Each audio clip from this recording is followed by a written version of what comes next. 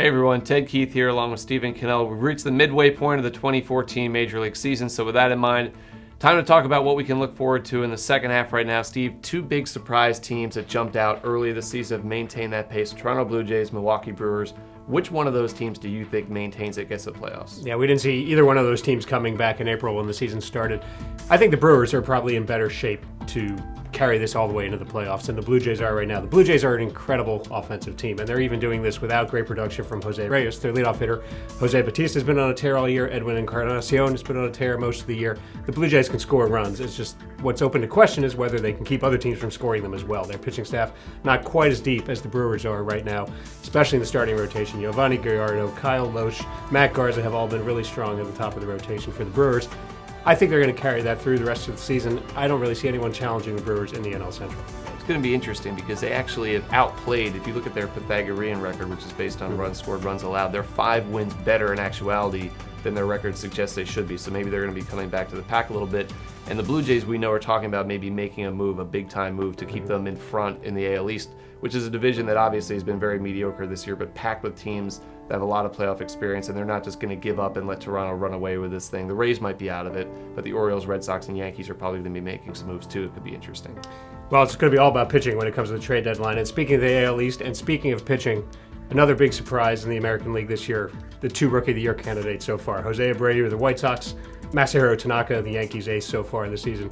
Who's your pick? Who's going to be AL Rookie of the Year? I'm going to go with Abreu. To me, just a guy coming in, we've seen this before, obviously, in recent years with Cuban hitters like Yoenis Cespedes and Yasiel Puig, so maybe we shouldn't be that surprised, but there were questions about Abreu, and this was a guy who was being referred to as a Cuban Barry Bonds, and yet he's coming in and hitting like Barry Bonds almost with 25 home runs, leads the American League, and he spent time on the disabled list, leads the American League in slugging percentage, has been a huge addition to a White Sox team that probably isn't going anywhere, but he's been a reason for them to pay attention. So we've seen a little bit of a sign that Tanaka might be slowing down a little bit. The workload might catch up to him in the second half.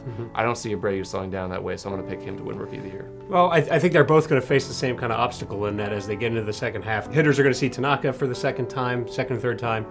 Pitchers are going to be seeing Abreu for the second and third time. It'll be interesting to see how they both adjust.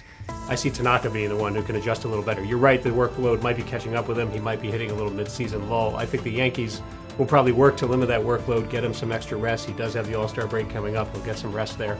This guy's numbers have been phenomenal in his first year in this country. 127 strikeouts in his first 115 innings, only 18 walks in that time.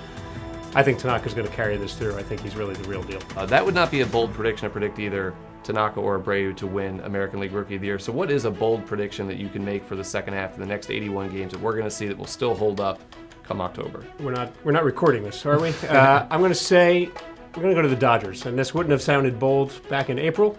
Dodgers are going to win the NL West by 10 games. I think they're really due for a tear. They've played a lot better the last month or so. They've really improved after a very slow start.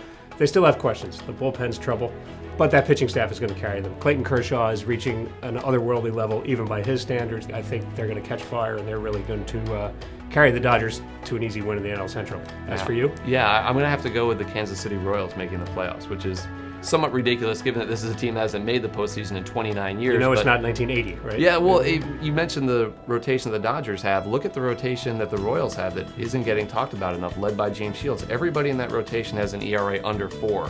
I think the Royals have enough pitching, probably better pitching than Detroit, and that's going to get them into the postseason and probably be AL Central champions as well. So some of the interesting storylines to watch in the second half of the Major League season. 81 games down, 81 games more to go. We'll see how it all turns out. For Steve Cannella, I'm Ted Keith.